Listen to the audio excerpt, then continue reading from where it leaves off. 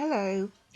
Today in this video, what I want us to get to thinking about and what I want to talk about is those words in the Gospels, in the Passion narrative of Jesus dying on the cross, of the moment before death that Jesus said three little words, which you all know, and the three words were, "It is finished." It is finished. Now, before we even start to talk about these three words, "it is finished," we've got to move back to the time of when Jesus was arrested and then put into incarceration in jail, right? It would not be like an American jail or a British jail, or perhaps in common with many other perhaps treating people reasonably good in prison European countries type of jail. This would have been pretty gross and awful. It would probably be like a dungeon sort of place. Very cold, very cold. I suspect it would be underground. Very cold, dampish. You know, as soon as you go underground, it gets cold and dampish. He wouldn't have had access to hot and cold water. He wouldn't have been given a little bowl of water. "Oh, would you like a wash?" No. He would have been with other men, other criminals, and men, as I've read accounts of men in prison when they get, men do sweat a lot. The smells are atrocious, and I remember Gerry Adams, the Sinn Féin president, recounting on his time in prison with men and how some men are very good at looking after themselves and clean and very particular, but some men are just like, it's dreadful. The smell, he said, it was the smell that hit him. I remember him saying that when he was in prison with men, and a lot of men were like, well, what's the point? It's like they only sort of have a wash or see to themselves if there's a woman coming, and then they spruce themselves up. He kind of noticed about men. There's something, not all men. I don't mean to have a go at you men, but he did comment that it was something quite noticeable that men perhaps are not as particular about their hygiene and the upkeep, and they're just not as bothered as perhaps women are. Right, but this is just an aside, getting back on track. They wouldn't have had the washing facilities, they wouldn't have bathing facilities. He wouldn't have had access to as much water as he would need to drink. Right. And food. But I'm particularly thinking of water here. She takes a cup of tea.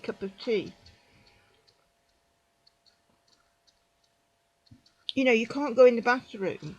You can't ring for a water. "Excuse me, could I have some more water?" It's not like this. This is really rough conditions. So, then we sort of get his physical state deteriorating. He's become weaker. He's filthy. He will have stank, probably, to be honest. He would have stank, because he's in a prison and it's the men, there's no washing facilities, and everybody's stinking and sweating, and the heat and the damp, and nothing to shake, nothing, it's excuse me. So then we've got the whole business of him being flogged, right? The crown of thorns put on his head, and how painful that would be, and the flogging, and on his back, everything, bleeding, and all the little flies coming in, there's blood and that, they're all crawling over. He's exhausted, and then he has to carry the boulder of the cross, right? And we know from the Gospels that he was so weak. He was so weak. Remember, he'd been beaten, all the details of the flogging. It was excruciatingly painful. And it just wipes you out. Pain wipes you out. Anybody who's been in severe pain will tell you, I've been in severe pain. Severe pain is so debilitating. And in the heat, he's got to carry this boulder.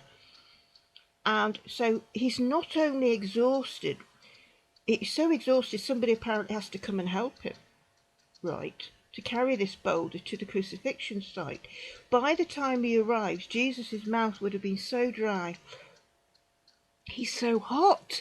He would have been sweating profusely from even trying to carry that boulder. Right. So by the time he's reached that crucifixion site, he's exhausted, he's debilitated, his mouth is so dry, he's sweating profusely, he's put up on the cross, and immediately the heat is hitting him. That sun. You're higher. Can you think, if you can think about when you're sunbathing, right? And the sun is hitting you and it gets too much, doesn't it? You go, can't cope with this. You know, it's overwhelming. It's too much, you know. It's your eyes as well. Even though you've got sunglasses on, it's hitting you in the face here. Absolutely horrendous. And his mouth would be getting drier and drier from this heat. So he's dehydrated by now. He's getting dehydrated.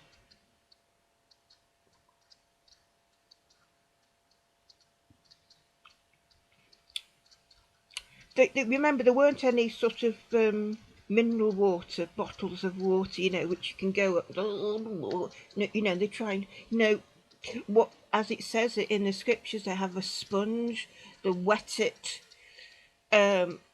He was saying that it could be wet with wine, perhaps the idea of trying to take away pain, but I couldn't think a little bit of, you know, it's not going to deal with all of that pain. It's what's it going to do? I think it's more about moisture, to be honest. I think it's about moisture. You know, it's a bit like people well, when they die, you know, in hospital, very, very ill, and you're putting something, you're just trying to make the person more comfortable, putting a little bit of wine on, and it's not going to take away the pain, and it's ridiculous. A little bit of wine on a sponge in that condition. Remember, the nails in his hands, and he's extended out here. You try holding your arms out for 20 minutes. The pain is excruciating, and it's all here across the chest. And did you know that the cause of death for crucifixion is always heart failure? It's always heart failure. That's what causes a person to die. It's constricted here. That's what it's.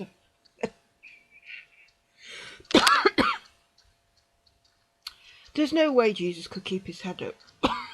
It would fall down naturally. You're so weak, you can imagine. All this is dried out. It's totally dried out. From the heat. And from not being given water probably over the time he was held in prison anyway. He might have not had enough water. You know, you can imagine that.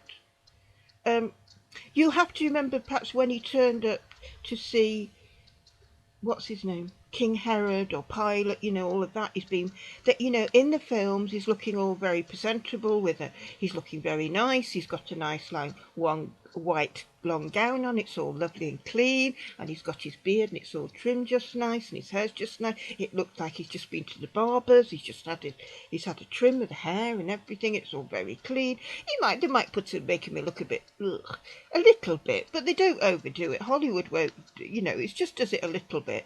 And so he's looking, you know, you're thinking, well, you know, he's looking all right, you know, or he might look a bit tired. I'm not saying, but they're not really showing you how awful he would have looked in reality. He would have been stinking and filthy and stained and mucky, he would have been sleeping on the floor. He wouldn't be sleeping on a nice clean bed. He wouldn't be sleeping on a mattress even. He'd just be sprawled out on something or other. Hail, if he could get that, it's really, really rough. He would have really mucky and smelly and ugh, and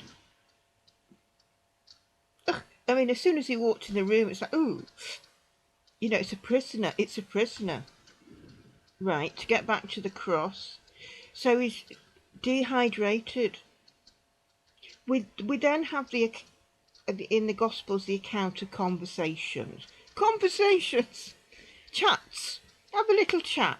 We've got the chat of the robbers on either side of him. I deserve to be here, you don't, so, and that you be with me in paradise. And we've got this toing and froing little conversation going. I don't believe it. Do you know why I don't believe it? First of all, nobody at the foot of the cross would be able to hear them if they were able to speak. Right? These are men that are dehydrated from the sun. They're dehydrated by the time they arrive because they've all been carrying this boulder across. So they're exhausted, dehydrated, dry mouth, and they're up there, arms outstretched, and the sun is just pelting down. That's what it's like. You know when you're sunbathing on the beach and you have to reach out and get some water, don't you? Like, oh, I'm so thirsty because of the heat. Anything that could have been said would not have been heard from people down below because sound doesn't carry. And their voice, if they were able to speak, would be like,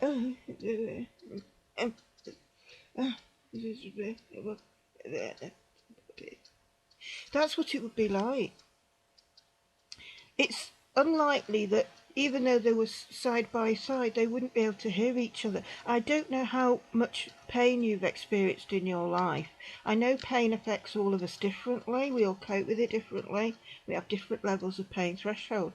But my experience of pain, and I've had a lot of it in my life, unfortunately, is it gets you to, how can I say, it turns you inwards. Because trying to cope with intense pain requires an awful lot of grit, sort of almost concentration. You have to steel yourself to cope with the pain. When pain is very intense, you're so focused on trying to be brave and trying to withstand the actual pain that the last thing you feel like and are able to do is to have a conversation. I find if anybody talks to me and I'm in a lot of pain, I just don't. It's terrible. I have angina. I've called emergency 999, which is the equivalent of 111. I can barely get words out, and I'm in so much pain. It's like, I'm in so much pain. Stop asking me questions. It's like, you're in so much pain. It's like, it's unbelievable. It turns you in. It turns you in. I know there are these exceptional people who seem to withstand enormous amounts of pain and they can have a little chat, but I'm certainly not one of them. I found it draws me in because I'm so trying to much cope with the pain to withstand it. And I'm suggesting that these three men would be in the same position. The idea of you being relaxed on a cross like that. Hello, oh, you could do that. I haven't seen you in a long time. How are you? Yes. Well, you're going to be with me in paradise. Yes, you're going to be with me in paradise. It doesn't, I don't mean to be mocking his death. It doesn't relate to the reality of what it's like to be crucified. It doesn't relate to the reality of being crucified and how people behave when they're crucified.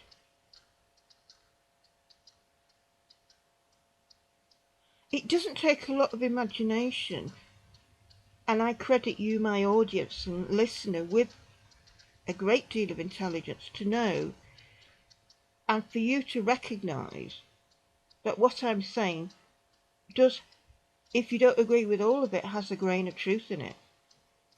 And in fact, I think you have a better imagination than the gospel writers, because the words I would say that he's supposed to have said on the cross, anything, any conversation, is that, first of all, it is not an eyewitness account, because nobody would have been able to hear them up there. The sound would have not carried, there'd be little mumbling. You wouldn't be able to tell exactly what they were saying. It wouldn't be clear if you could sort of catch, because that's what it's like. What's he saying? You might see his lips moving, but you wouldn't know what's saying. You're trying to, what's he saying?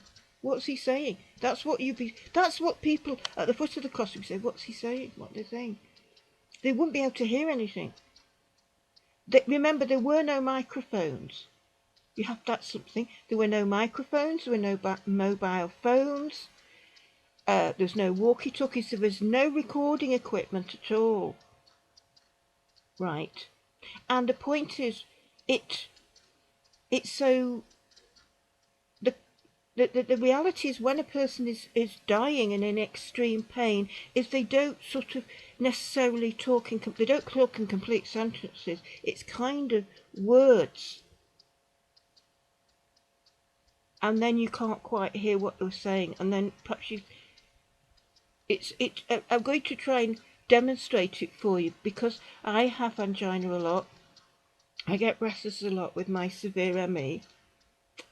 Right, I get the dry mouth.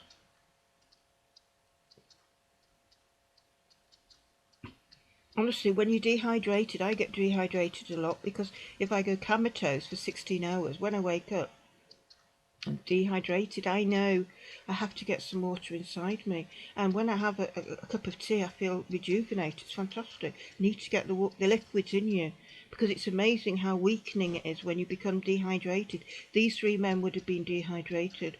So it would be like,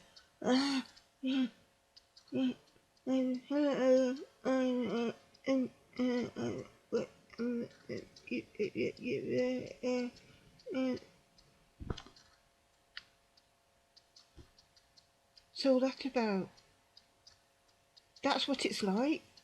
That's what it's like. When people are in hospital, they're very, very ill and very, very weak. What you have is people leaning forward. What did he say? They're trying to listen. They're trying to work out what the person is saying. That's what it would have been like on the cross. Now, and this is why we're coming to those three words, it is finished. Because I'm including these three words, it is finished. Nobody would be able to distinguish even those three words. The fact of Jesus raising his head, crying out, it is finished. No. This, I would say, physically impossible in that state for all those hours on the cross. And if you do your research into crucifixions, those people who've witnessed crucifixions in some countries where it goes on, if you were able to find that witness to tell you all about it, somebody who stayed there from beginning to end, in a hot country, they would probably confirm to you, there's something in what I'm saying, that he would not have the strength physically to raise his head. Because weakness means you go down. I know that. And I have severe ME. I have severe ME, right? Chronic fatigue syndrome. And I go like that. I can't keep my head up. There's no way. To hold your head up, you don't realise how much strength it takes in your body to hold your head up. All the muscles. I can feel all here. It's straining right there to lift your head up. Cry out like that. That takes an awful lot of strength to do that. Strength which Jesus wouldn't have had. He wouldn't have had the strength to do it. I know what you're saying now, because you're going to say, well, God gave him the strength. No, I'm sorry. I don't mean to mock you. I'm sorry. apologies, I don't mean to ridicule you, but this is a real human being dying.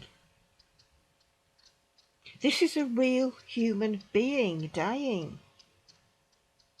And the way that Jesus died would be no different to the way the other two, the men on either side of him, the robbers, died.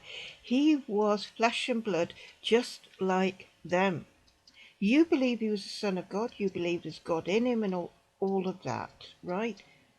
But that does not mean he doesn't get exhausted, because you know yourself, it says there in the New Testament, in the Gospels, Jesus got tired just like everybody else. He was a physical human being with physical limitations. He got tired. He'd have to sit down and, can you get me a glass of water, please? He's so tired. He's so exhausted. Wiped out. Excuse me, lady over there, would you mind getting... I'm so tired. Would you mind getting... Oh, thank you, that's so nice of you.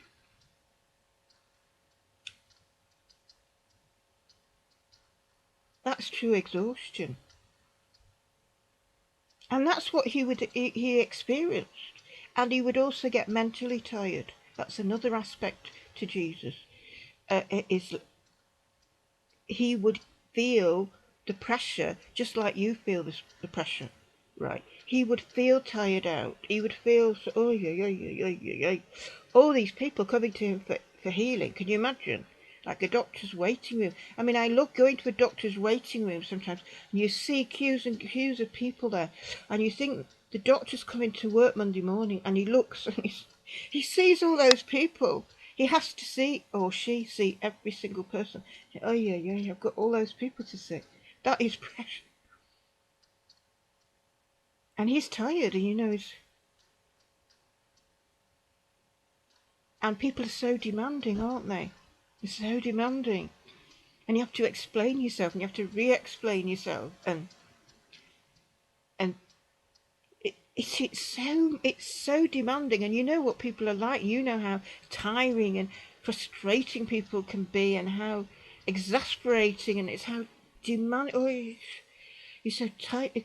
I'm tired, and then somebody else turns up. Is what you think at work when you get tired, and then I'll be home time soon. It's 4:30, and then suddenly two people turn up. Oh, you've got to. Can I help you? You don't feel like helping them. You're exhausted. You just want to finish work and go home, but you have to carry on. And that would be exactly the same for Jesus. So Jesus was a human being who got exhausted physically, mentally, and emotionally, feeling drained, and is absolutely no different, because this is the whole point of the gospel story, is that he was totally human. This is what you believe. This is part of your faith, that Jesus was fully human and fully divine.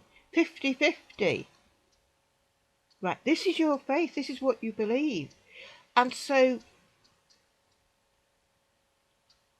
I am saying that for him to lift up his head, cry out in a loud voice, is not the way a human being, any human being, would behave when they've been in that position. They've been flogged and beaten. They've hung upon a cross for hours on end, outstretched arms, the pain's excruciating, they're breathless. The constriction of the of the chest, the pain, the most appalling headaches. When you're crucified, it's like the whole head is throbbing. He would be covered in flies. They'd be attracted by the blood. Absolutely, his heart would be going like that. And he'd be absolutely burning hot. He'd be fevered up with the whole head throbbing. This is what happens when you're crucified. This is what it's like. It's a pounding head sort of multiplied by 12. It's terrible. This is the physical effects of crucifixion. This is what happens. The whole head is pounding, and all of the pain is all there. Telling you this, I can feel it here. because I've got severe ME, so I feel when I put my arm out here, oh yeah, here is excruciating. I've just done this for a moment and I'm hurting. Imagine hours and hours of that. It's all across here. He wouldn't be able to lift his head. He wouldn't be able to shout. He would, before death, be...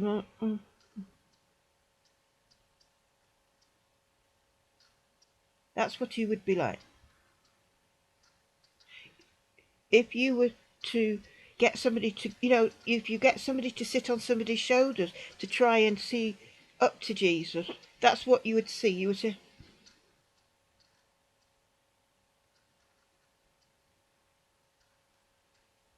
just that's like movement. That's what you would see.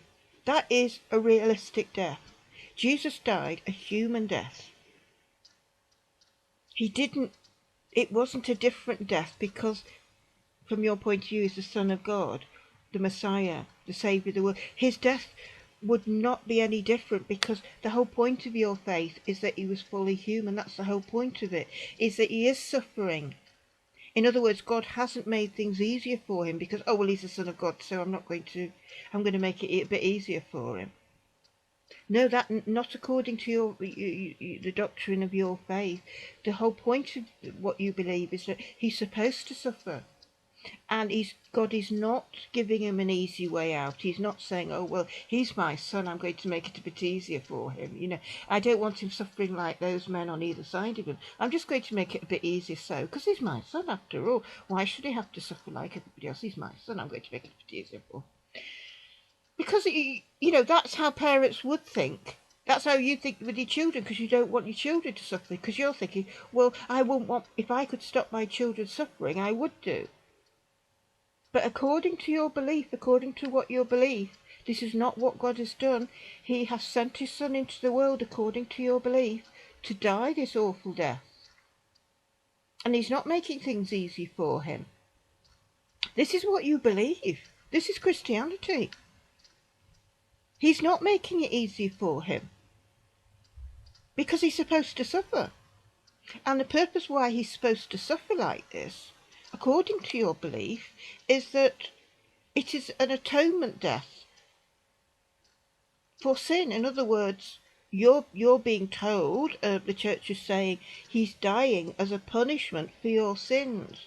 So because you do things wrong in your life and you're not a perfect human being, and you say and do things, as we all do, that we're ashamed of and embarrassed, and how could I have said that, and how awful, and that was really, how could I have done that, what was I thinking, and all of that. And the Christian gospel is, well, Jesus had to suffer all this because you are imperfect. You do things wrong. You don't always say and do the things that you should be doing. In other words, you might have had an affair, you might have been unfaithful to your husband, your spouse, or your partner. You might have stolen things as a child in the supermarket. I did all sorts of things. We just stolen something from work. That's very common. A lot of people stealing pencils, aren't they? Pencils and paper. Oh well, it doesn't matter. They can afford it. But it's still stealing. It's still stealing. So according to your faith, Jesus is having to pay the penalty. He's having to suffer all this because you stole something from work that you didn't think they'd miss anyway, and everybody's doing it. It's only a small thing, and they can afford it anyway, and they're not going to miss it anyway. Right, all the justification that we do to... Right. This is what your faith is about. And the idea that he has to suffer all this.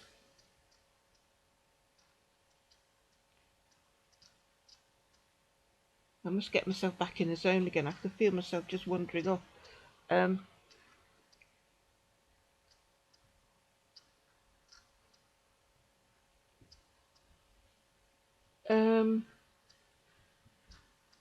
So God is not going to make things easy for him.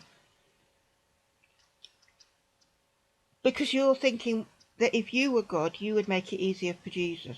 You would give him the strength to cry out, "It is finished!" No. No, God is not you, and you're not God. And that's not how it's supposed to be, according to your religious belief. He is supposed to suffer this death, an atonement death, and for your sins. That is your belief, and that's why at communion, at the Mass, you thank Jesus, don't you? You're thanking God all the time, every time Christians get together. What do? They thank Jesus for dying on the cross for their sins. You're thanking God for this, for sending Jesus into the world to die for your sins. You're thanking Jesus when you drink the wine and eat the bread in the wafer. You're thanking Jesus that he suffered this terrible suffering for you in order to have your sins forgiven and a place in heaven. So don't say to yourself, oh no, he's given him the strength to have this conversation with the robbers, and he's given him the strength to be able to speak to his mother and down below and say this to Mary, and then Mary says that, and then Jesus says this, and no. The death that Jesus suffered would be exactly the same as anybody else being crucified, exactly the same. So he would have the completely dry mouth. You wouldn't be able to decipher what he was saying. He would be mumbling. That's what he'd be very quickly like. I would say probably, I would say definitely within an hour of being upon that cross, I can say with absolute certainty, he would start mumbling. I'm concentrating and I'm visualizing it. My imagination. This is my imagination. Up there in the heat. He's dehydrated his mouth. Shema. I'm trying to say Shema. Shema. Do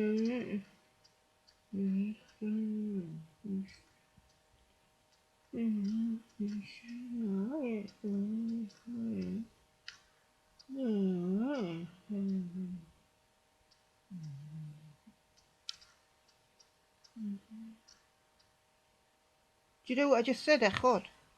Could you recognise that? I just said Echod.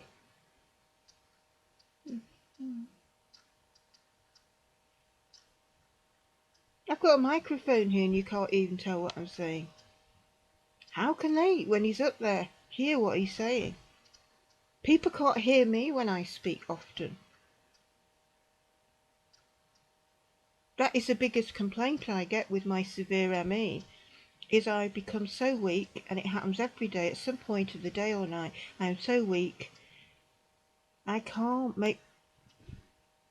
What are you saying? The phone rings and people say, I can't hear you. And I say, I'm shouting. And they say, I still can't hear you. Right? That's how weak I am. That is how weak I get. And even on a good day, people say, what was that you just said? Can you speak up? People are always saying this to me. And I get frustrated and I say I'm shouting. And here, can you imagine being up for hours up there with the heat battering down? There's no way.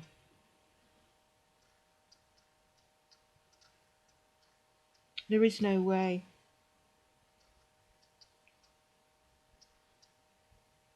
Now, this is supposed to be... Now, it would, after the minimum 20 years after the death of Jesus, was the first gospel. I forget which one it is, right? So the minimum time when research went into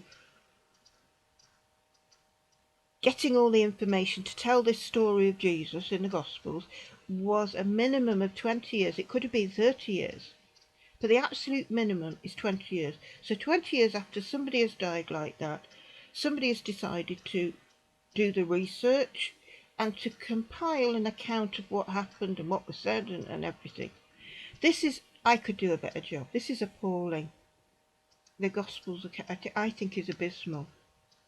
They wouldn't get a job with New York Times, these Gospel writers. They wouldn't get a job with CNN or BBC or any news station or any newspaper. They would look at the Gospels, which one you're looking at, and say, it's not very good, is it? Not very good, is it? I want to know your sources, please. That is the most important thing in journalism. I'm not a journalist. I've never been a reporter or anything. But the most important thing for a journalist and a reporter is sources. You need to be always, when you're getting it, you need to get quotes, and you need to know who has said what. Right? So the person researching the Passion of Jesus, what actually happened there, who was there? Who was there when Jesus died? Because they've got to, because it's saying, they're saying it, that he said it is finished. So where do they get this information from? If somebody's saying that's what he said, that you need to know the name of that person. And even that is not stated. I mean, this is what editors would want. Well, who actually said that? You're saying, but I want to know who said that. Who is your source that's saying all this?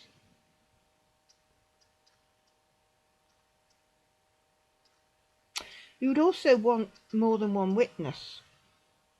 You always need more than one. The editor. Anybody else here? Anybody else? It'd be better if you could provide somebody else as well. But it stands up, you see. You need more than one. Again, names.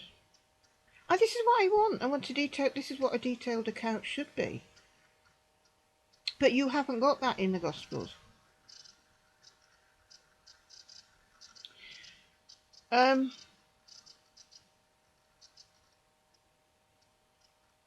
I think what's happened here regarding this passion of Jesus is, I think what's happened is the writer is simply using their imagination abysmally. I think they're trying to imagine what would have Jesus said up there. What could have they have said to each other? Right, you're up there on a cross, there's a robber either side of you, what would they have talked about? Right, so the writer's trying to imagine a conversation between the robbers and Jesus. What would Jesus say to his mother? What would his mother say to him? Or whatever. What would she do? What possibly could be the very last words that Jesus would say just before he died? The writer is thinking, but they've got an appalling imagination. Because I think your imagination, even though I've never met you, I don't know you, is better. And my imagination is better than these gospel writers. Because from all that I've told you, the first thing that you would probably, if you don't agree fully, you can get it partially. Nobody would be able to hear any of them speaking. They are so weak, they are so dehydrated, the mouth is so dry, it'd be mumbling. Also, perspective. When Jesus is high up and his head's down, he would have been in this state for hours.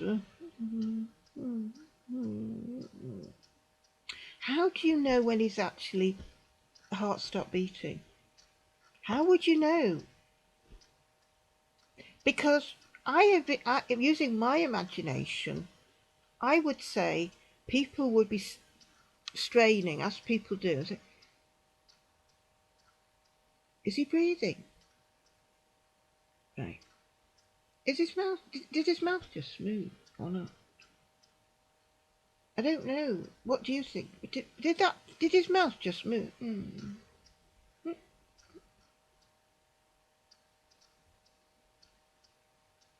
Looking here.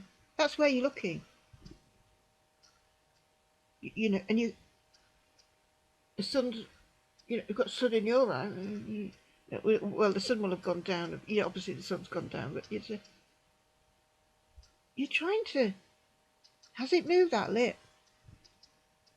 People would be. I don't know. Did you think it moved? I thought it moved. I think he's still alive. No, I did. What do you think? And I think people simply wouldn't know. They wouldn't know when he'd actually passed away, to be put it bluntly. Because remember, the death is from heart failure, it's breathlessness. In Hollywood, it's like... Sorry. Oh, sorry. I'm so sorry. I don't mean to be... I'm laughing at myself. I'm sorry. I don't mean to be... I'm not trying to be disrespectful to the last moments of Jesus' life. No, I'm not trying to do that. I'm trying to show you how ridiculous it is, Hollywood is, and how human beings are. Sometimes when they try and imagine things that they know nothing about. They know nothing about. What does that gospel writer know about crucifixion? Are they an expert on crucifixion? Have they been researching crucifixion? I've spent 2 years. I've researched crucifixion. Do you think any of those writers of the Gospels say, right, I think I better need to do some research all about crucifixion. I need to go all round. I need to speak to lots of families and find out the ins and outs of everything about crucifixion. That's what I would do. That's what I would do. If I was going to research 20 years after Jesus had died, that's the way I would go. I would be trying to find witnesses, and I would be trying to find the relatives of those who have died by crucifixion, because I want to understand what it's like to die by crucifixion. What's it like for people? What's it like? And I would talk to a number of people, because I would want to really get and understand totally I'm sorry to put it bluntly, the dying process of crucifixion. What's it like to watch that person? The people who've actually stood vigil with somebody from the moment they've been put up there to the moment they're brought down. And I would do all that research. And I have done research, about 25 years ago into the crucifixion, before the internet. The idea that somebody's head's upright, like Hollywood, and then it goes, "It is finished," is laughable. It is laughable. It's ridiculous. It's stupid. And it's also slightly... It's not showing you the full horror and the complexity of death. And it's not so necessarily dramatic. You see, what Hollywood is doing, and what the films are doing, and what plays are doing, and what passion plays are doing, and everybody else is doing, is they're exaggerating everything. They're dramatising it. They're making it dramatic. So drama is, you have to exaggerate with drama. That's what drama's all. You have to give it a bit more. You're up there. It is finished. Like that. What part of he's dead now don't you understand? If somebody's shouting, "It is finished," it's like, even kids can get that. "Oh, mummy, I think he's fallen asleep." A small child will look at that and think he'd fallen asleep. "Oh, he's gone to sleep. Jesus has gone to sleep." That's how a child will look at it. The child saw what I just done. They said, a small child of 5 or 6, "Oh, mummy, Jesus, he's just gone to sleep." Well, he's not gone to sleep. He's died. It's quite obvious. Like that. I'm not mocking Jesus. I am showing you how ridiculous Hollywood is. And how drama has to exaggerate in order to convey to you, the audience. Because you, the audience, won't... People like the drama of it. They have to see the drama in order to believe the horror of it. Right. So the idea of Jesus ebbing away, his death would be ebbing away. If you've seen somebody in a hospice, perhaps those few minutes before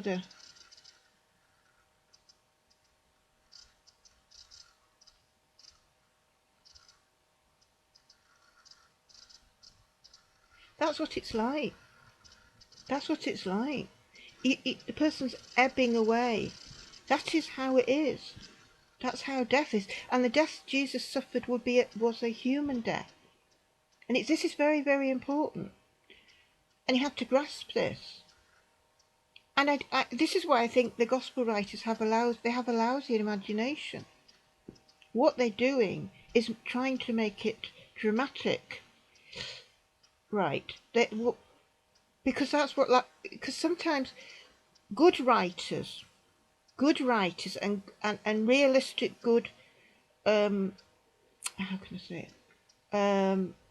Directors and filmmakers, the brilliant people that are trying to, the real creatives that are trying to show reality to things and show you what things are really like, the real sort of intelligent, thoughtful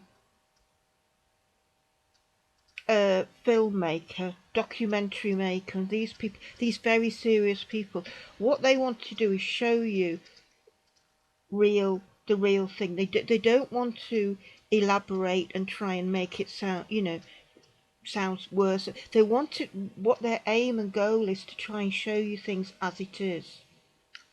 Not Monty Python. Woody Allen is a scriptwriter who has the knack of being able to be very natural, and created a form of film whereby people were called improvising, making it up as they go along, but it's all about being natural. It's about getting into the mindset of a person being on a cross. They've been up there for hours and hours, they're dehydrated, they're in excruciating pain, they can hardly breathe, they're just about to pass away. And Woody Allen would demand and expect them to show this ebbing away. He would want them to not show a dramatic Hollywood death. It is finished. It's none of that. He would say, imagine yourself in that situation. Imagine your mouth is totally dry. You're in excruciating pain here and here, across your chest. Pain. That's what you would be asking them to do. And if you saw them doing it, you wouldn't probably be as convinced that perhaps Jesus has suffered as much as you think he suffered. I mean, obviously he suffered. But in other words, what Hollywood and what writers often try and do is over dramatize it, because they want you to identify or to get the sufferings of Jesus. So they make it very, very dramatic, and their intentions are good in the sense that they want you to understand what an awful death this is and how painful it was, is all the rest of it, how dramatic, they're not really showing you the reality of it. And a lot of people like Woody Allen's films because of the way he's getting the actors to portray real people, getting into the zone and just expressing themselves in that zone as dying that awful death of crucifixion, those last moments.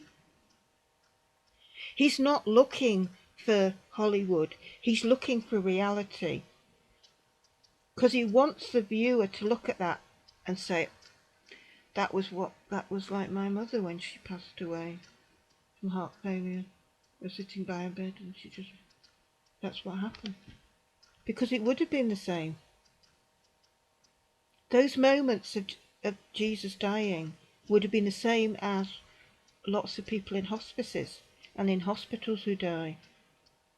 The breathless, just ebbing away. But of course the gospel writer and Hollywood and everybody else doesn't want you to look at Jesus' death like that. They want you to think of it as being totally different, as being more painful than any other death that could ever happen in the whole of the world.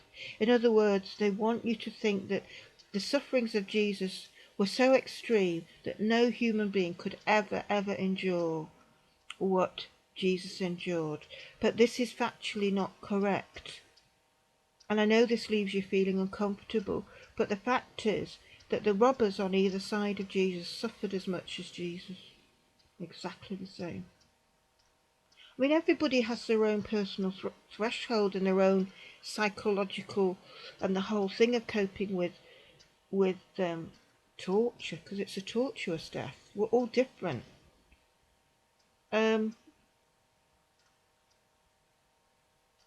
There's slight nuances, but I think that's what I'm talking about, the slight nuances. But I know you don't like to hear this, but the fact is there are millions and millions and millions of people who have died excruciating deaths in all sorts of ways, the same horrible deaths like Jesus, the same mental, emotional, physical, spiritual, everything. And even perhaps worse. I know you don't like to hear this, but the reality of what people do to each other is just appalling. I've read so much true crime in my life, and I was also studied the Holocaust for over 20 years, and I reached a point I had to stop. I thought I'd read everything, and then it reached a point when I couldn't cope with it anymore. It was just beyond the pale, and I've read everything over 20 years. I can tell you real crime, things that I just wouldn't say on air, what people do to you, and the police know this as well. The police don't tell the relatives. And maybe some people documenting history don't tell them some of the things either. Because some things of what people do to each other are so horrific that the writer might take a decision not to leave out perhaps a sentence or two. In other words, it's so horrific that the editor might say, I'm sorry, I just have to take this sentence out. It's not because it's not true. It's because it's like too much for the reader. Because the editor has a responsibility and the writer has a responsibility to the reader. And this is why the police often don't tell people all the details of people's deaths, what the state they were in. They don't let them see the bodies. They say, I wouldn't go and see them do it. I wouldn't. They wouldn't. And I remember Jack Nicholson portrayed it brilliantly when playing a detective, and the mother was insistent. Why won't you let me see my daughter? I want to see my baby. She'd been murdered. It was intimated in the film. She'd been raped, tortured. It was horrible. And he said, even I, a seasoned detective, struggle to cope with looking at your daughter. And if I can't cope with it, and I've been a seasoned detective and seen everything in 20 years, don't ask me to let you see it. And then then it resonated. And then I think she realised this is what he had to live with, and this is what the police have to live with. Possibly members of the public, the general public, don't realise this. What the police have to live with, the things they have to see. That no rookie, nobody starting off training to be a police officer in a police academy would ever think they would have to see. Not in their wildest dreams. They go into the profession. They know they're going to see some horrible things. Obviously, they've done the research. You've got to be tough psychologically to be a police officer.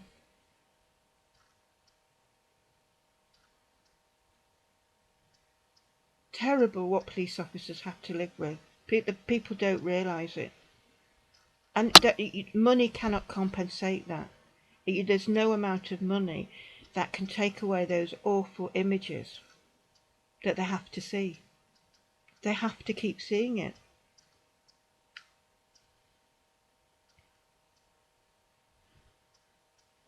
And it's like people, medical examiners, don't think they get used to it. You think, oh, well, it's like a job, you get used to it. No, they'd never get used to it. How do you get used to examining a baby that has been raped, that has a bottle stuffed up its front passage, a glass bottle that's been broken and pushed up the front of the baby's front passage. It's been beaten, it's been brutalised, it's had all sorts of things stuck in it, it's had its eyes ripped out. This is nothing what I'm telling you, nothing. This is what medical examiners around the world have to look at. This is the kind of things they have to look at, and it does not get any easier.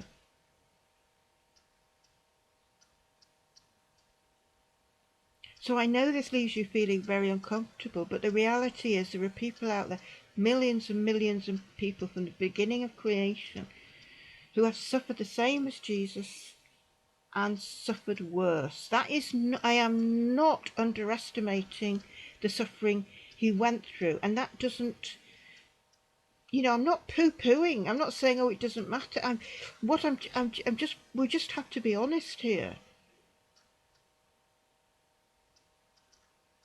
And I think the reason why Christians do feel that it is the worst, that nobody has suffered like Jesus, I think this is for one of perhaps two reasons.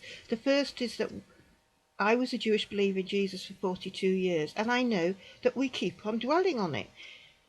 Every time you go to church, every time you take the Mass, every time you take the communion, there's a period in the service which I could only describe from a Jewish point of view of like what we call Yortzeit, which is like once a year you light a candle and you remember the person that has died, and you say prayers, and it's all very, the candle's lit all day, you're at home and you're thinking about the person, and it's all very, upset, you say prayers, you're crying, and it's remembering, right, it's not very nice.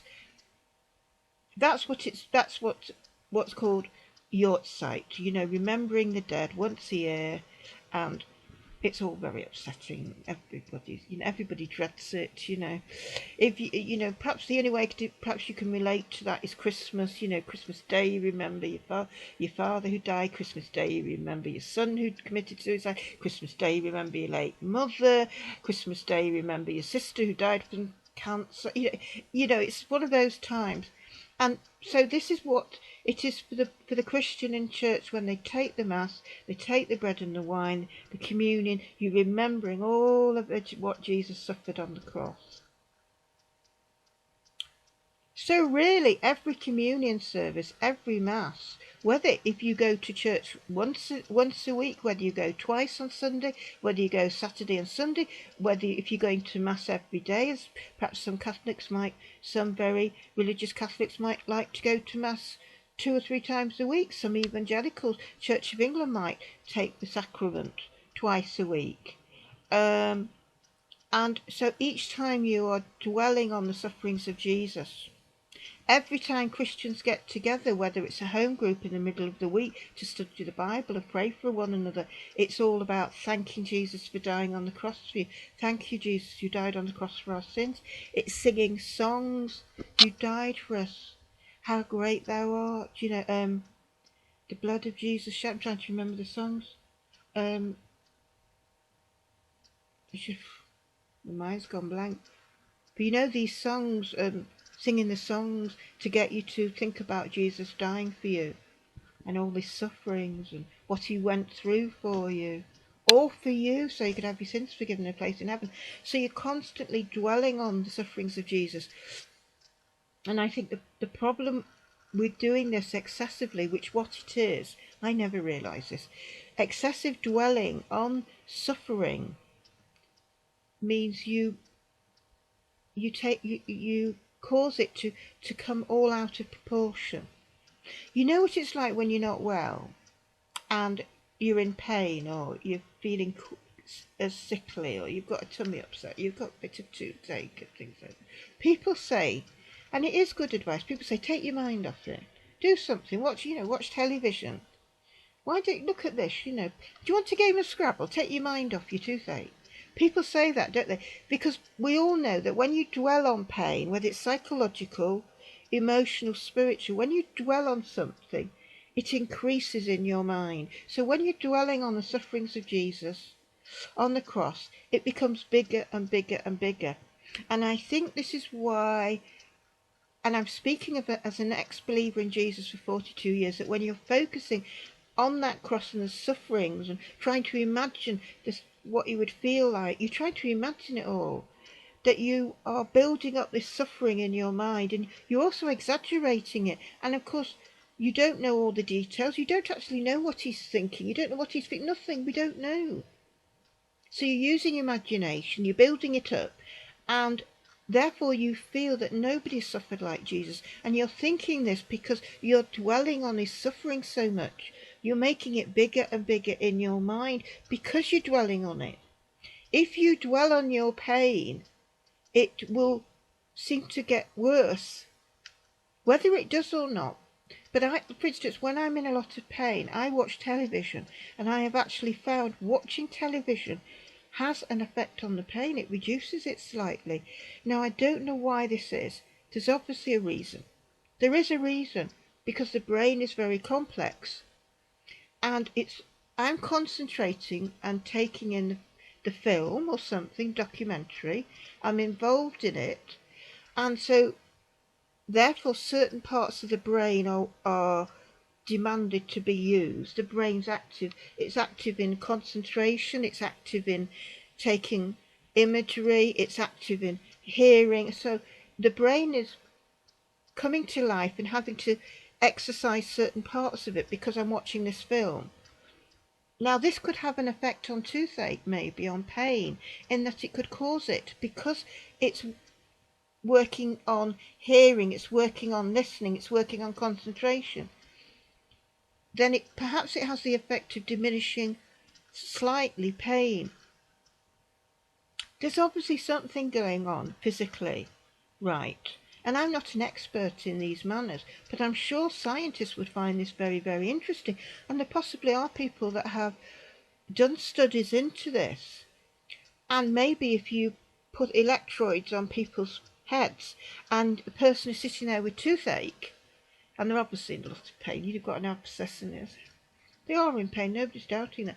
And then you get them to watch a favourite comedian or a favourite film, something you like on television, and then take the readings of your brain, and you might find that it's showing a change. So you might be able to see on a graph that it's reducing your pain. And they could do this with Jesus. They could put the electrodes to your head, have you thinking about the sufferings of Jesus, and see how it affects you physically. And then it'll say, now stop thinking about Jesus, and I want you to watch your favourite comedian on television. And then you watch them and you're smiling. And then they do the readings again. And they will be able to show you from the graph the effect it's having on your mind, how it's affecting you physically. It might be when you're dwelling on the sufferings of Jesus, your blood pressure goes up because perhaps you start feeling a little bit upset and you're not even aware of this. You start feeling a bit more emotional. You might be feeling a little bit depressed because you start thinking about all the things you've done wrong in your life. You start feeling guilty. And I am not saying to you, oh, you must never think about suffering. I'm not saying that. What I'm saying is, if you dwell on something excessively, it's going to have an effect on you physically, emotionally, spiritually, in every way. Because I find this time and time again with my chronic ME. And I get very sort of low, and I feel overwhelmed, and I feel I can't cope with this. And you know what I do? And it helps every single time. And this is a great thing about the internet, this is a great thing about 24-hour television, is that I absorb myself in something. So I go on the internet and I can watch anything on YouTube. Switch it on, get absorbed in something, and immediately I start to feel a bit better in myself. It's amazing, and it happens every single time. every single time. It works. It actually works to take my mind off the fact that I'm feeling so ill and I can't go on in this. I've had this for so long. It's 22 years now, and it's just I can't cope. This is it. I just feel this is it now. I've gone on for so many years. And when am I going to get to sit? I've been going to bed and I still can't sit. Why am I not being able to sit? And I'm so tired of going round and round. And then I absorb myself in something, a YouTube video, anything, and immediately the thoughts have all gone. They all go because I'm absorbed in something. Do you know? And then I. Do you know when I stop after about 10-15 minutes because I can't concentrate very long because I get so tired? I feel so much better. I feel so much more positive. All the negative thoughts have gone. The negativity is gone. The negative way of looking at the way I'm feeling is gone. And although I'm still not feeling well, I'm not overwhelmed with it. It's like, oh, I think I'll get up and make a cup of tea. You know, I sort of perk up a bit. It's incredible. And you know, there is actually truth in taking your mind off things. And I have deviated a bit here, this about suffering, but I think it is all connected because I want us to think deeply about this the last moments of Jesus. It is finished. I'm sorry for deviating, but I'm hoping you'll get something from this, because what I've found in my time as a Jewish believer in Jesus for 42 years of being in the churches, I'm sorry to say, there's never much meat put on the bones of anything. In other words, I've never been encouraged, I've never been allowed, I've never seen it practiced where people discuss and explore the scriptures in depth. I've never heard people raise questions like that I've raised with you today about the death of Jesus. Well, how could people hear? I've never heard a complete exploration at any Bible study. I've never heard anybody in a sermon get me thinking. I've never heard anybody say anything, not even at Easter. Not even when you're studying passages relating to the death of Jesus. Nothing. Christianity is appalling at not exploring and explaining the very things that it believes in. And it's not helpful. I mean, I'm Jewish. I can remember at Cheder, which is equivalent to Sunday school and Passover, like the plagues and God sending the plagues, and we would ask the teachers, how did God send locusts? How did he do it? The teacher wouldn't just say, well, it's a miracle and you've got to believe it. No, they actually explain it. Well, what happened is there were locusts there in the land of Egypt. The land of Egypt did have locusts, and what happened is they all came out. Instead of just being one or two, gradually more and more emerged, coming out from underground. In other words, there were already locusts in the land of Egypt. They were there. But it gradually emerged more and more. So it was actually quite natural what was happening. It was just more of them. And it's like the water, the rivers turning into blood. It would have been gradual. It wouldn't be like just one moment clear water, next moment blood. No, that's not how it would work. What would happen, it would be very, very gradually changing. Very, very gradually changing. I remember seeing, and this is true, I don't know what country it was, or the water in the where the water was stored, coming from a street, like all the details I've forgotten, but I saw it. The water had turned red.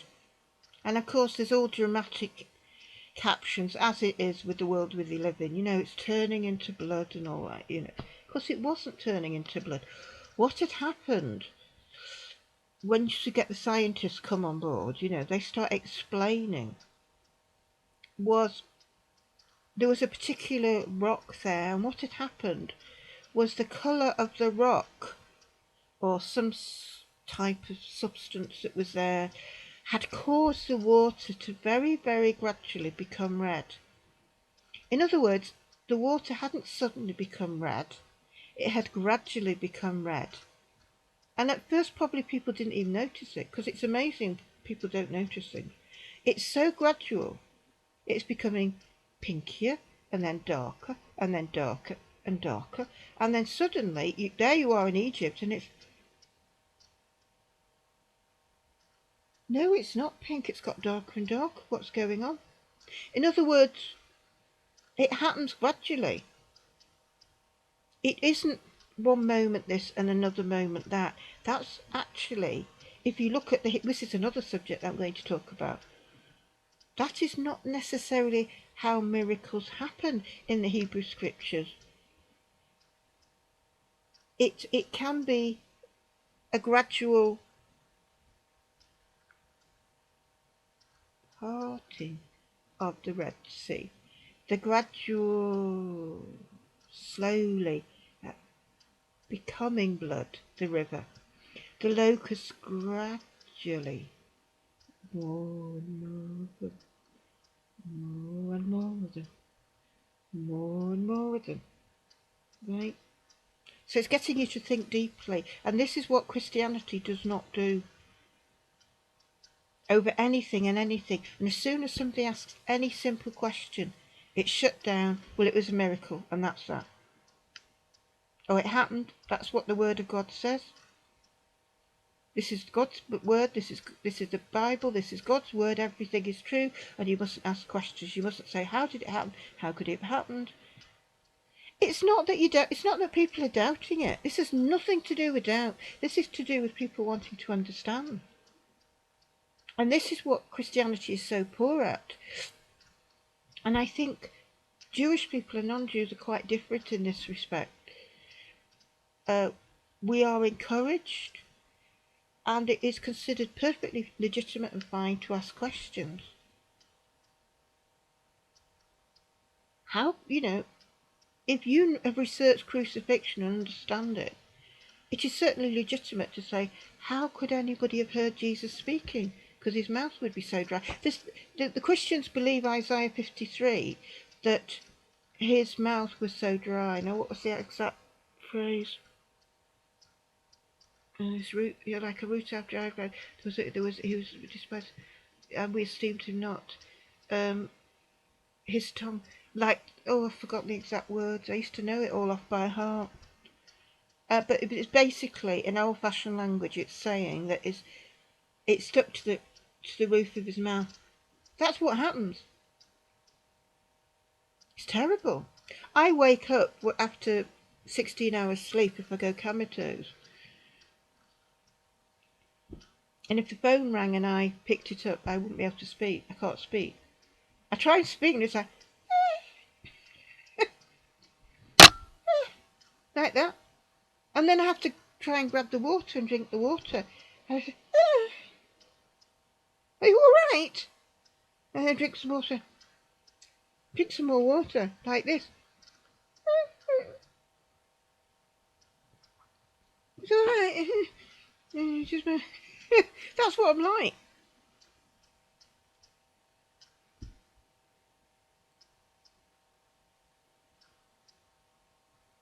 So I hope, I'm sorry to have talked so long, 1 hour, nearly coming up to 14 minutes, but I hope this has been illuminating. I hope this has been thought-provoking, and I hope this has helped you to reflect on everything that I have said.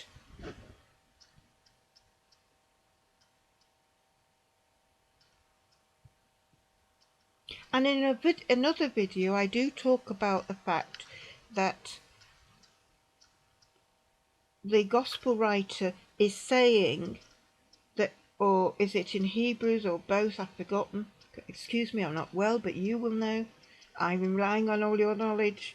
But the fact is, what they're saying is the exact moment the curtain split in two in the Holies of Holies, was the exact moment that Jesus said those words, "It is finished." But my point is, nobody knows the exact moment that Jesus actually died, because the very nature of being like that, nobody would know the exact moment.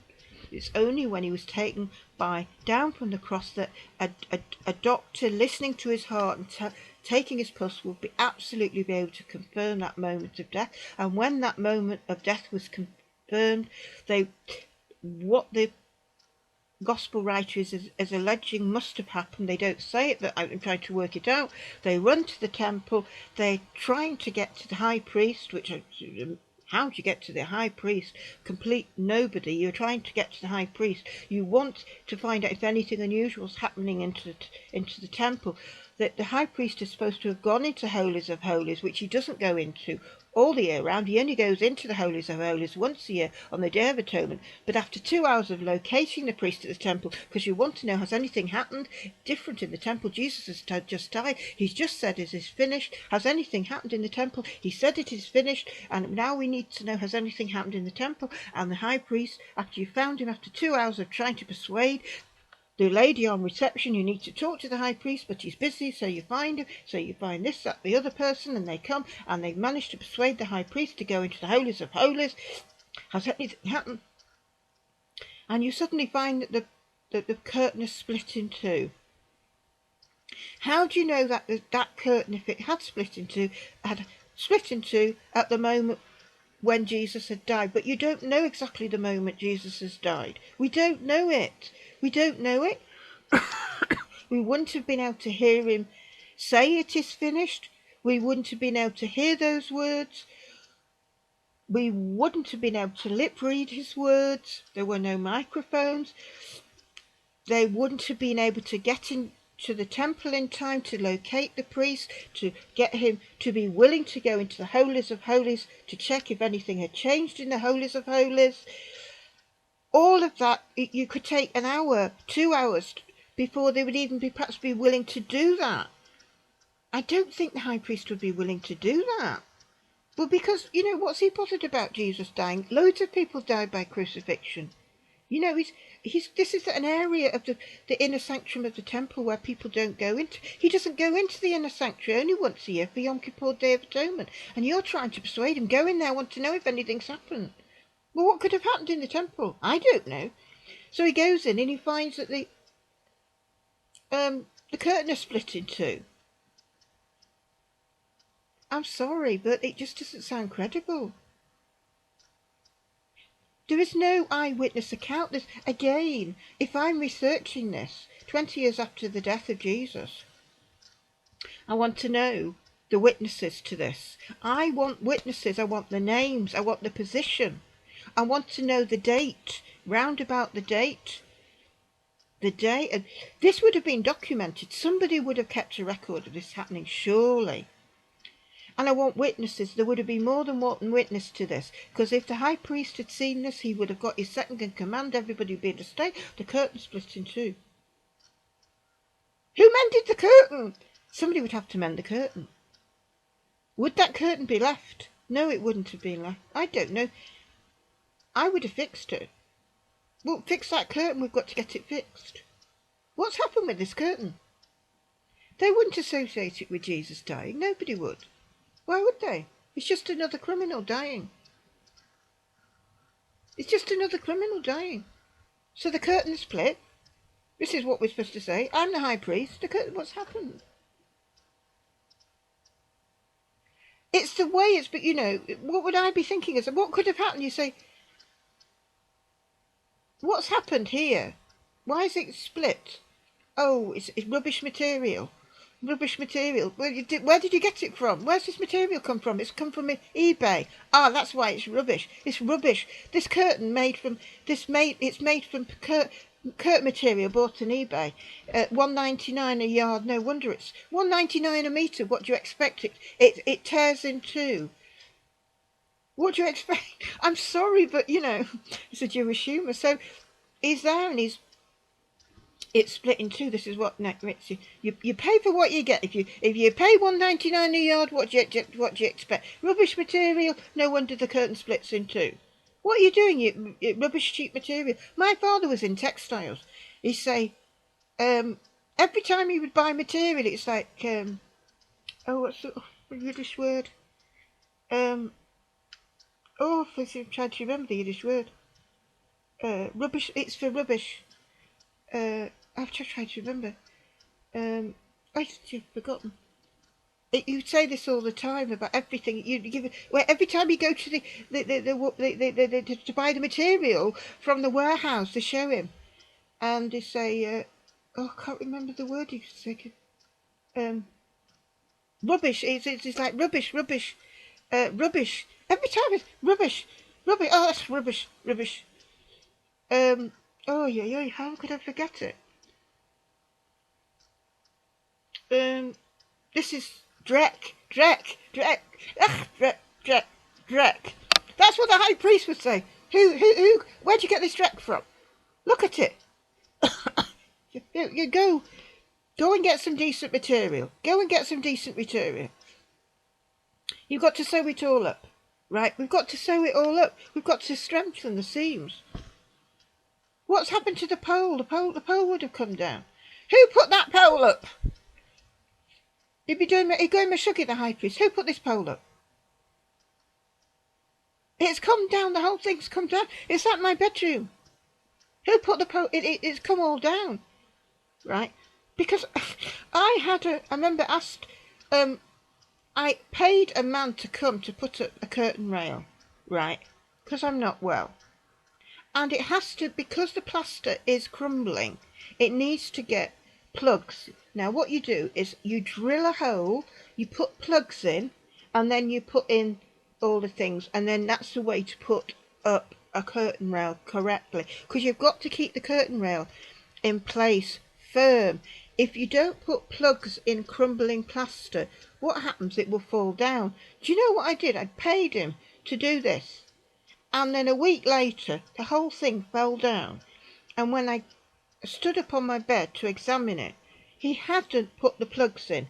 And I was annoyed about this because he'd done a shoddy job, right? And I paid him for the shoddy job. He hadn't got the plugs, which he should have done, because he's a do-it-yourself man. He should know that you need plugs. If you're going to put up a curtain rail, you need to drill in the plaster, which is crumbly. You need to put in the plugs, and then you put the thing in the plug to keep it all secure.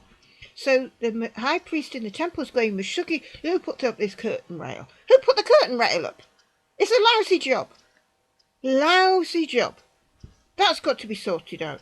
Do you know that? And then the whole thing split because it's cheap from eBay. What do you expect? So the whole thing's got to be repaired. That curtain. This has got nothing to do with Jesus as far as you're just another person dying at the crucifixion. I mean, I'm explaining to this. This is real life. I have got, you and I have got a better imagination, definitely, than the gospel writers, because I think this is the kind of thing it is, that, they'd have to fix that. They're not going to think, oh, this is a new way. This is a new covenant that God has given us. They're not going to think this has got nothing to do. They wouldn't be. I don't think they think like this. I wouldn't. If I saw that happen. Oh dear. I'd be thinking to myself, well, that's what happens when you pay $1.99 for a metre of cotton on eBay. And I have done that. You get very cheap cotton, and it looks lovely when you see it. On the screen, it looks all bright yellow. Oh, that's that look. Oh, that's so nice. Oh, that is so nice. And then it arrives. I've seen thicker toilet paper. That's what happens when you get cheap material. And that's what my father, we dealt in textiles, say. Every time we go to the warehouse, Drek.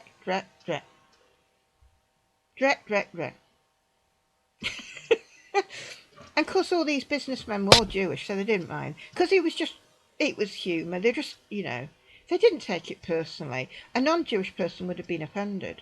But I remember he used to also go to the Asian warehouses. And of course they knew my father.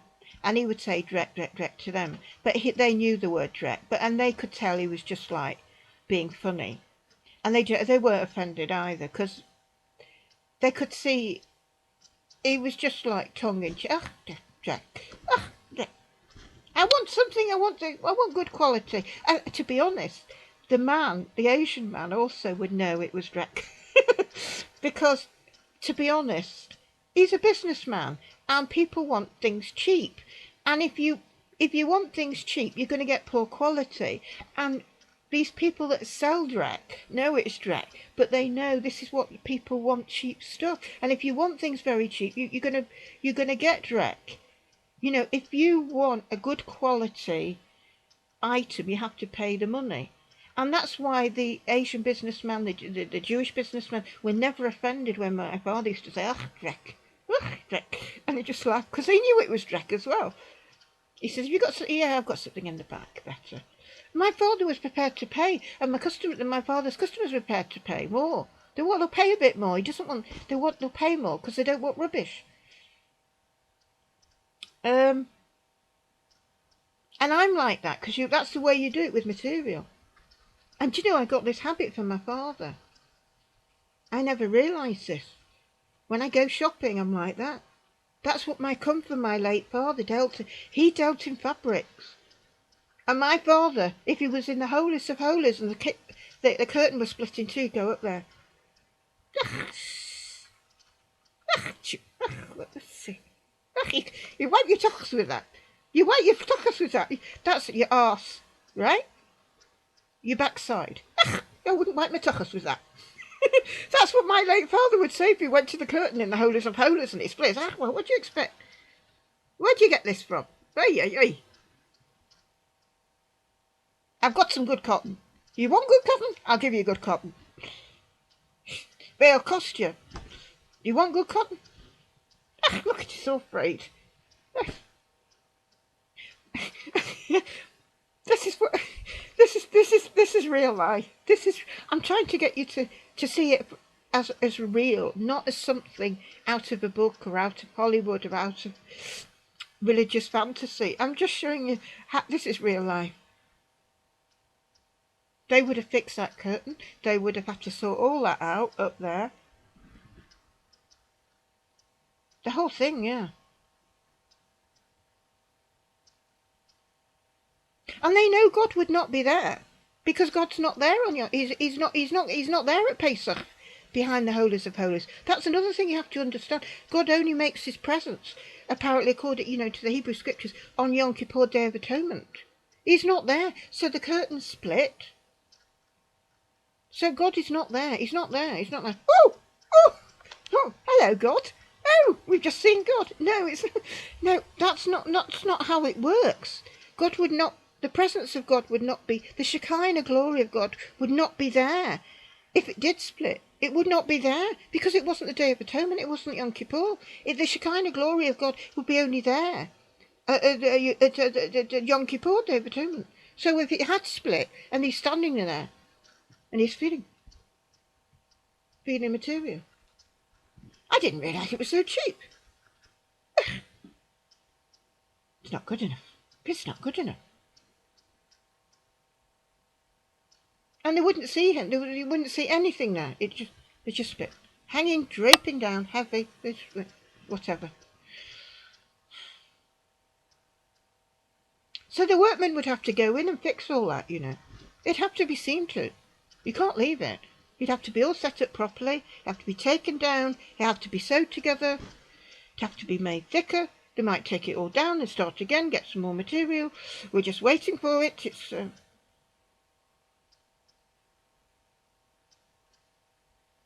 my father says, look, you should leave it with me. I'll get you some nice material. I'm going to the warehouse. We'll get some nice material. So he turns up a few days later. I've got the material. It's really nice. It's very good. We'll set a price with it. My father will be very pleased to have it's my material and it's going up in the holies of holies. That's I put it. Right.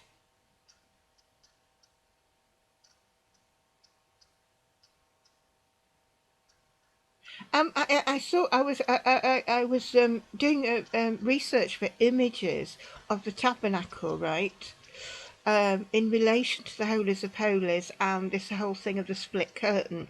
And it's across, well, it's not supposed to be a cartoon. I think it was obviously done in complete seriousness. But I think skeptics would see it as a cartoon. It was black and white drawing. So you've got this huge curtain, right? And it's split dramatically in two, sort of in a zigzag way, which again is not like reality. Because it's, when things split, it's sort of one. It doesn't sort of, it's not like electrical. You know, they're trying to make it, again, over dramatising it, theatrical. It's split, and then on the right hand side it says New Covenant, and then it's, or the other side, New Way, right at the top of each curtain, the curtain that's split, and then on the side of it, it's been typed in big letters, "It is finished," typed there, and then you've got Aaron in his sort of looking like biblical rose standing there against this huge curtain. So the curtain's huge and massive, and you've got this little Aaron, like the high priest, you know, supposed to be the high priest. And then you've got this big long curtain, and it's "It is finished" in big letters. And I had to smile because obviously many people these days would, obviously the Christian is not going to smile because obviously it's very serious. And of course this is all to do with the belief that at the exact moment Jesus says "It is finished," see, it's got "It is finished" written across at the side of this drawing, and the curtain is split in two. But as I've tried to show you, is that this is nonsensical. This is not credible. Never mind, forget the word incredible. We're talking about credibility, because that's what I'm looking for from an account. I think this is abysmal. This is an abysmal. This is abysmal. An abysmal account.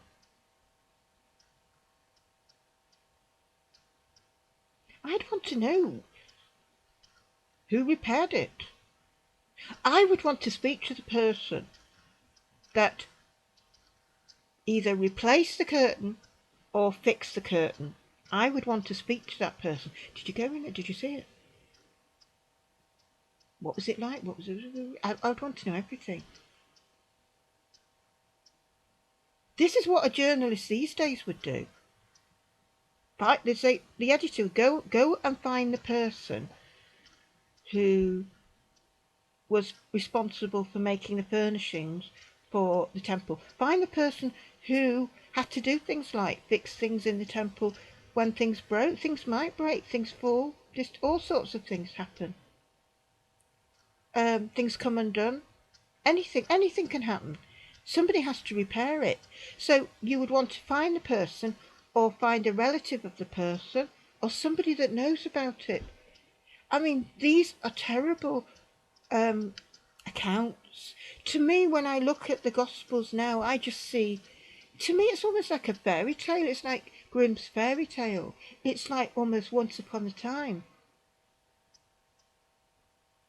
Now this is supposed to be the saviour of the world. This is supposed to be a man that's come from God to die for the atonements of the world's sins, to bring every human being in the planet, in the present and in the future, to reconciliation to God, to have their sins forgiven, to have eternal life. I mean, it's such a magnitude of importance, and I would expect more detail. This gospel, the Gospels are like, to me, like Grimm's fairy tales. I think the brothers Grimm could do a better job.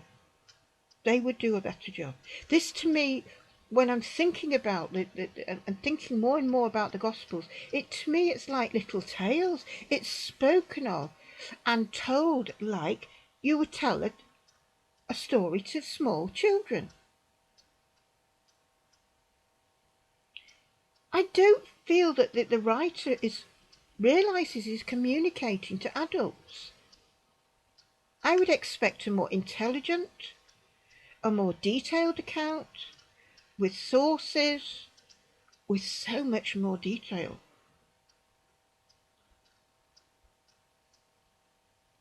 And if it's only 20 years after the death of Jesus, I think it would be possible to get more detail than what is given in the Gospels. What I seem to be getting from the Gospels, in everything, all of it, is that it's somebody telling a story. It is like Mummy telling a story to the young children. And Jesus went out into the wilderness. And then everybody followed him. Then everybody got hungry. Then Jesus got some loaves and fishes. Then Jesus had offered it up to God in prayer. Then the loaves and fishes, everybody had enough to eat. There were 5,000 people there that day. Everybody had a piece of fish, and everybody had a piece of bread. And do you know, can you believe this? This is what Jesus did. There was even food left over. There was even food left over. So everybody got something to eat. Isn't Jesus good? That is the level of Christianity. That is Christianity. And the way I'm speaking, that is the Christian mindset. This is Christian thinking. This is the Christian scriptures. This is the Gospel's account. It is awful. Awful. And Jesus and Lazarus died. Jesus waited 3 days. Then Jesus went to Lazarus and he said, "Get up," or something. And do you know what happened? Lazarus woke up and everybody was amazed. I mean, and there is no discussion after that. There is no exploration of the whole thing. Nothing. That level, that simplistic level, is my experience of Christianity over 42 years. And this is terrible. In any other subject, if I'd maintain that simple level, whether it's in economics, in political ideology, in science, in the arts, in literature, in geometry, in biology, in mathematics, in computers, in any learning, in astronomy, if I maintain that level, how can I develop? The level of Christianity, which stems from the Gospels, is to me the level of a small child. It's the level of a small child. And quite honestly, the preaching and teaching doesn't really go beyond that of an 8 or 9-year-old.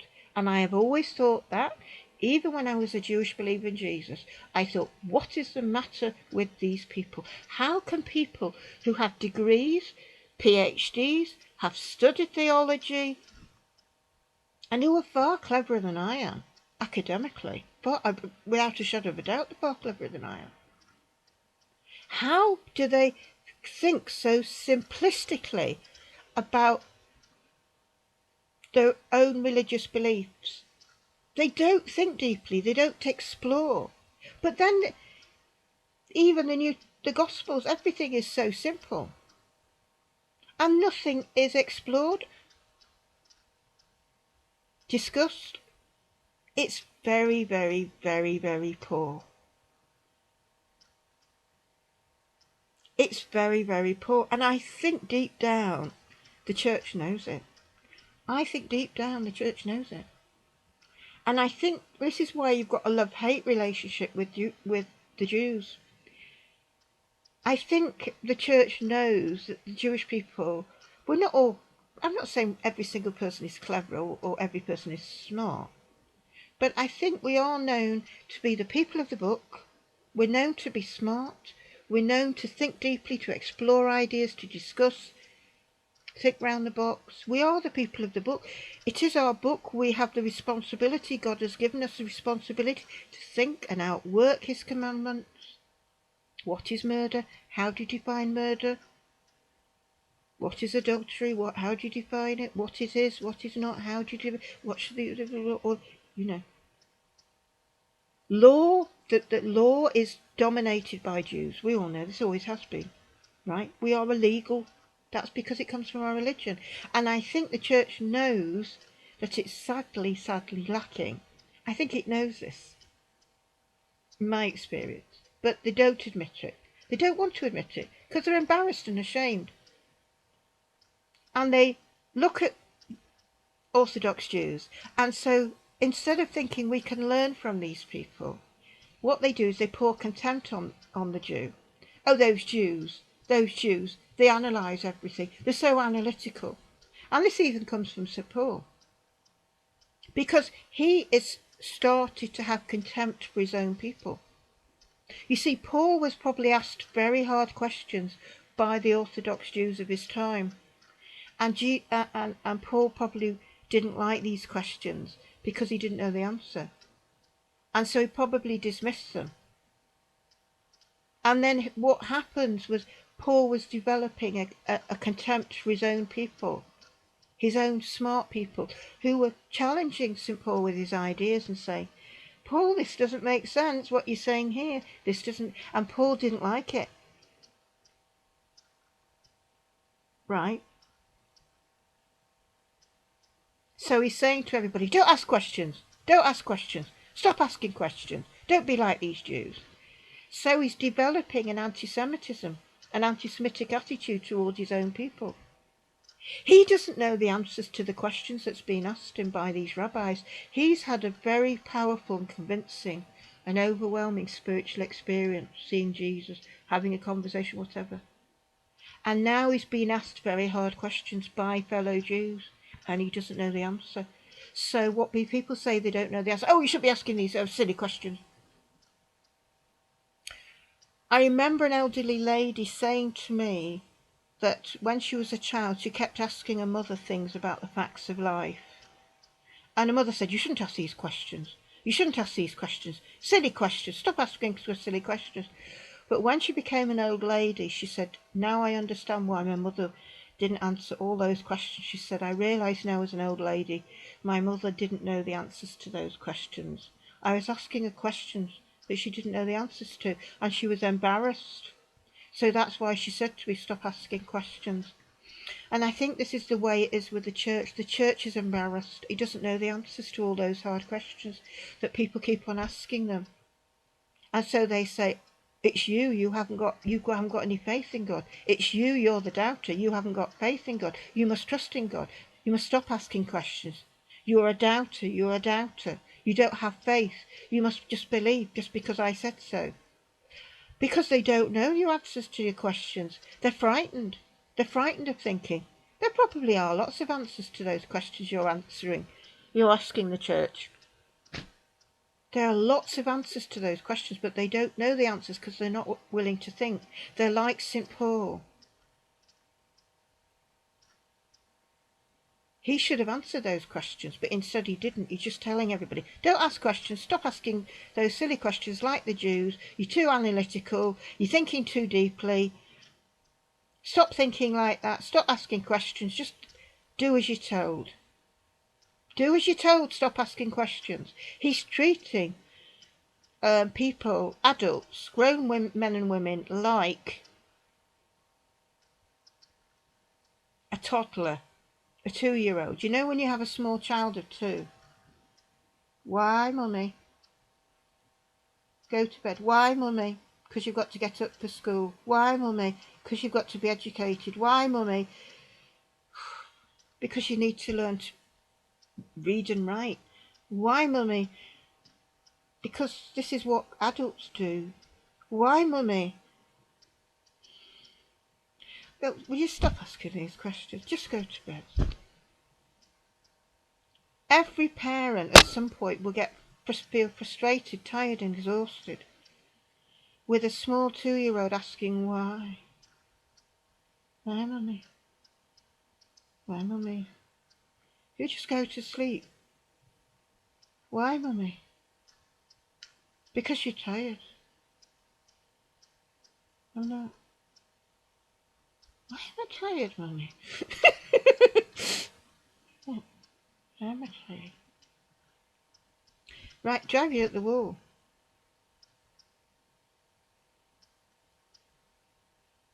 I'm sorry for going off the point, but I hope you found this interesting, and I will stop now. And I hope that that you've got something from this video. And if you do consider retweeting this video, just put on the tweet, listen to this video in 30-minute slots. Because I don't expect you to listen to a long video like this all at once. Just listen to it in bits. Because that's what I do. I'm not well. I couldn't listen to a video for 2 hours. I'm just not strong enough. But just say, this is very interesting. Listen to it in bits. And I thank you for listening to everything I've had to say. And I shall now finish my cup of tea because I'm exhausted and I have a very dry mouth.